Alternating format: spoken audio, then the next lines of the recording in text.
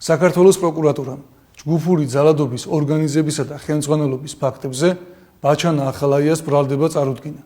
სახელმწიფო უსაფრთხოების სამსახურში და შინაგან საქმეთა სამინისტროში მიმდინარე გამოძიებით დადგენილია. ბრალდებულმა ბაჩანა ახალაიამ ტექნიკური მობილური საკომუნიკაციო საშუალებების გამოყენებით დააორგანიზა და პირადად ხელმძღვანელობდა პაატა ბურჭულაძის, მურთა ზოდელავას, ირაკლი ნადირაძის, პაატა მანჯგალაძის, ლაშა ბერიძის და სხვა პირების დანაშაულებრივ ქმედებებს. კერძოდ, მათი მხრიდან ჯგუფური ძალადობრივი ქმედებების ორგანიზების, საქართველოს კონსტიტუციური წყობილების ძალადობის შეცვლის და სახელმწიფო ხელისუფლების დამხობისაკენ მოწოდებების გაკეთების და სტრატეგიული და განსაკუთრებული მნიშვნელობის ობიექტის ხელში ჩაგდების მცდელობის პროცესი.